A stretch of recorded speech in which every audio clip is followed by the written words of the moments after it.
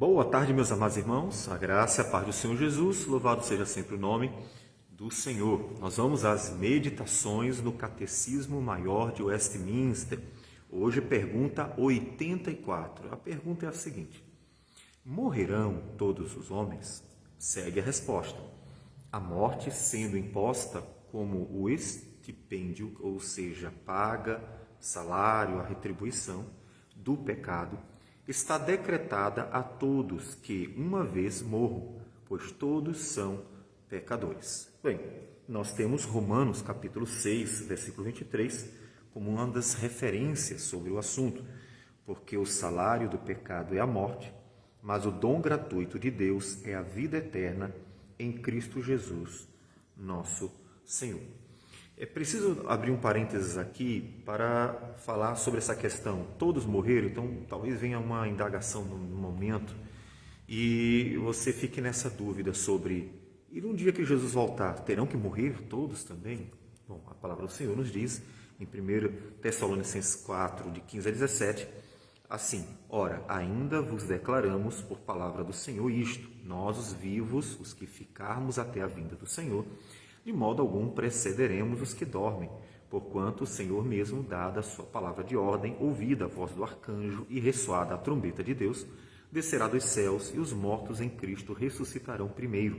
Depois nós, os vivos, os que ficarmos, seremos arrebatados juntamente com eles entre nuvens, para o encontro do Senhor nos ares, e assim estaremos para sempre com o Senhor. Portanto, quando se fala de todos morrerem, não é que no último dia teremos que morrer. É porque todos estamos, de fato, destinados por condição que nos foi imposta à natureza a morrer.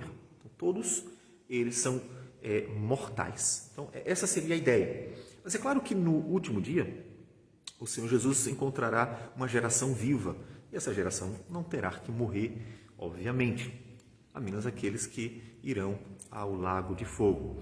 Veja que é um assunto importante, porque trata-se de uma questão existencial muito séria e que com certeza as gerações já procuraram e até hoje procuram respostas. É por que morremos? Né? Por que morremos? Por que simplesmente não vivemos? Até uma curiosidade que nós não vamos tratar, o homem também pode se perguntar, mas por que morremos há mais ou menos 120 anos no máximo, 125, já ouvi falar de alguns, e ainda com dúvida, né? O pessoal se registra tarde no passado. Mas vamos pensar naquela década dos 120, né? Por que chegamos só até ali? Por que não podemos chegar a 130, 40, 150, 200, 500? Então, é uma questão existencial importante e séria, porque é algo que é bem estabelecido. Né? Todos morrem. E ainda o tempo definido também, né? Todos morrem chegando à vida até, e aí tem um prazo de aproximadamente 120 anos. Então, a morte é uma constatação. Ninguém vai negar que todos morrem.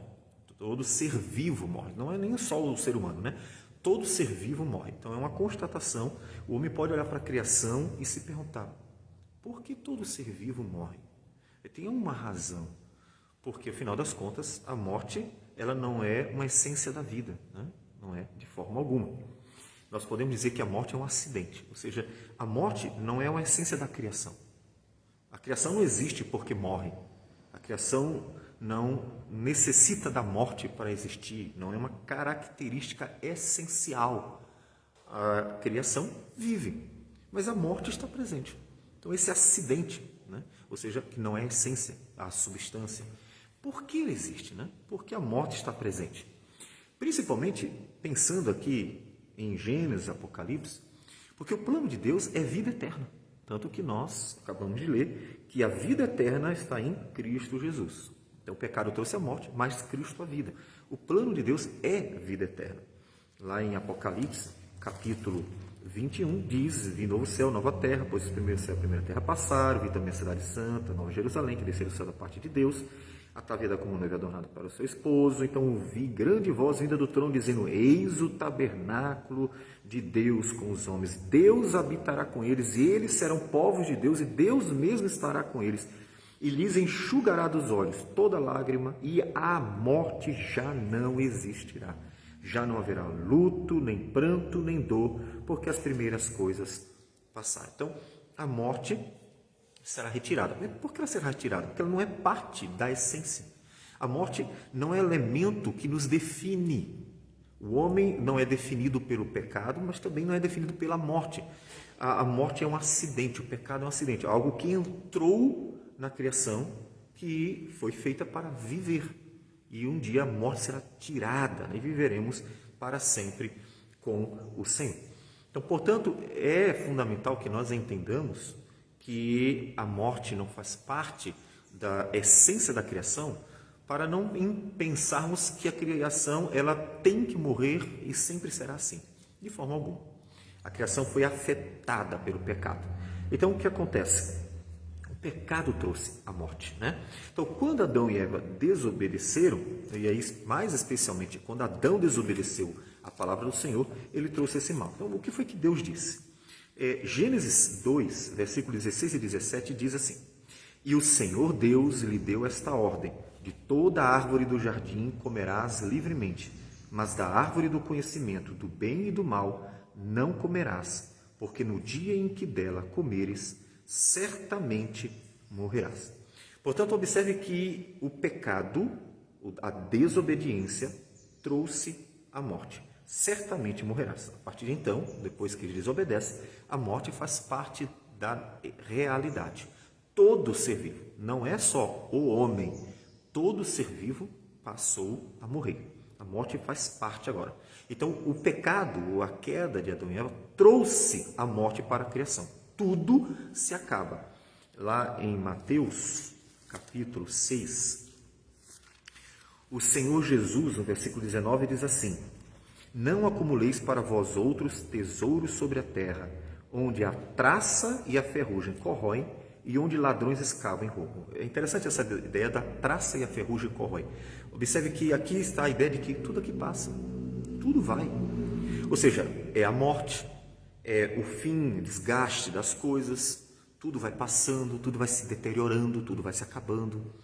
Portanto, o pecado trouxe a deterioração da criação. A criação, ela está, durante esse período em que ela vive até a volta de Jesus, ela está destinada a se deteriorar, a se acabar e a se desgastar. E a morte é um dos elementos, faz parte.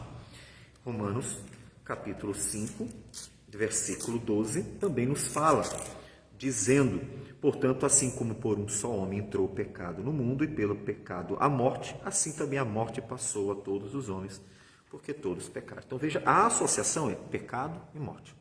Então, o pecado trouxe a morte, a desobediência trouxe a morte, e a morte, então, está presente. Mas a desobediência trouxe para toda a criação também o próprio pecado, né? A desobediência trouxe essa corrupção, ou seja, ao desobedecerem veio a morte, ao desobedecerem veio a corrupção.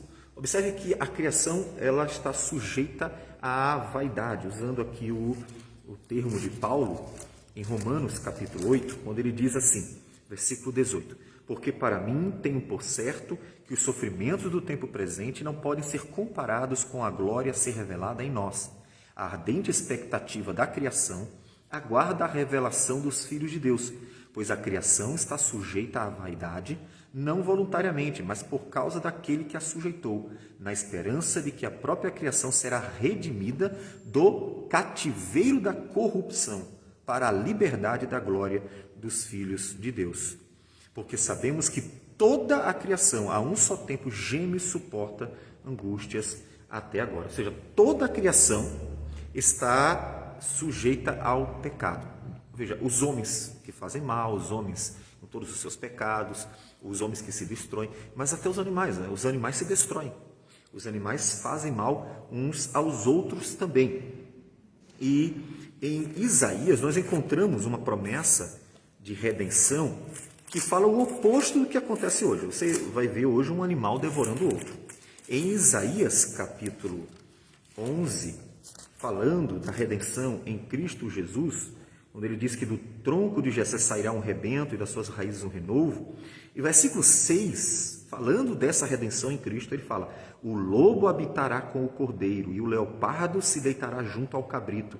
O bezerro, o leão novo e o animal cevado andarão juntos, e um pequenino os guiará.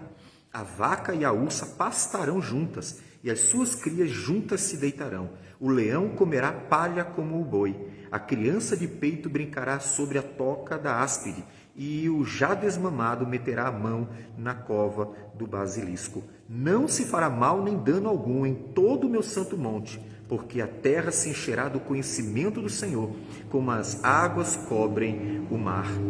Veja que ele está falando de uma criação que tem harmonia. E o pecado trouxe a desarmonia para a criação. Por isso que os homens se matam, se destroem, fazem mal, são ambiciosos, arrogantes, presunçosos e assim por diante. E os animais se devoram, os animais também se destroem. Se você pegar numa serpente, ela vai te picar. E os animais se comem, vão se acabando. Isso é uma criação em desarmonia. Ou seja, esse é o pecado, é a corrupção na criação, trouxe desarmonia, esse caos, essa confusão. E a redenção é a harmonização de todas as coisas. Tudo estará em harmonia, tudo estará perfeito, tudo funcionará bem, não haverá mais o mal, nem o pecado não estará mais presente na criação, portanto a criação estará em harmonia. E além do pecado ou a desobediência ter trazido a morte, a desobediência ter trazido a corrupção, a desobediência também trouxe o mal para toda a criação.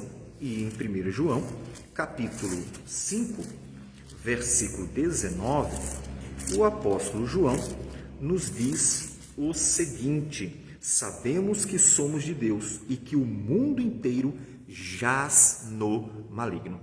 E nós vemos isso, por exemplo, em Marcos capítulo 5, versículo 15. Nós vemos quando Jesus veio e fez os milagres, tirando as enfermidades, mas também os demônios, né? No capítulo 5, como nós mencionamos, versículo 15, diz que, indo ter com Jesus, viram o endemoniado, o que tivera a legião, assentado, vestido em perfeito juízo, e o temeram. Ou seja, Jesus tirou, né, um demônio. Então, os demônios passaram a perturbar a criação. Então, nós vemos que o pecado ou a desobediência trouxe a morte, a desobediência trouxe a corrupção, a criação corrupta, corrompida, e trouxe também o mal, pensando em personagens maus, né? Trouxe a personagens que vão, Satanás, os seus anjos, perturbando a criação, como aconteceu em toda a história da redenção, em que o diabo várias vezes esteve tentando destruir o povo de Deus, e isso persiste ainda até os nossos dias. Portanto, a desobediência é a causa da morte. E até que Jesus volte para trazer a restauração, sim, a restauração de tudo, nós vamos ter que lidar com esses danos. E para isso, Deus nos dá o Espírito Santo, a sua palavra, nos capacita, nos conforta o coração e nos abençoa por meio de Cristo Jesus, que herdou para nós todas as bênçãos nas regiões celestiais.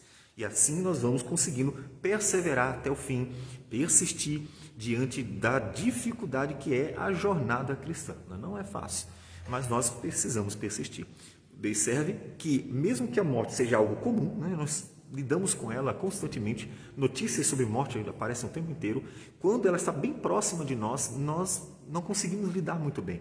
Mas por que não conseguimos lidar com a morte? Porque a morte não é nossa essência, não faz parte da substância.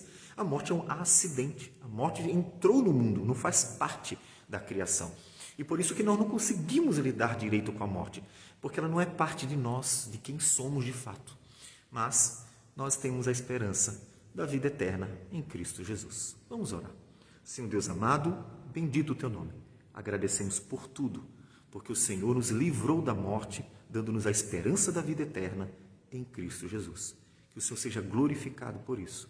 Em nome de Jesus. Amém, Senhor. Que Deus abençoe a todos. Tenha uma boa tarde.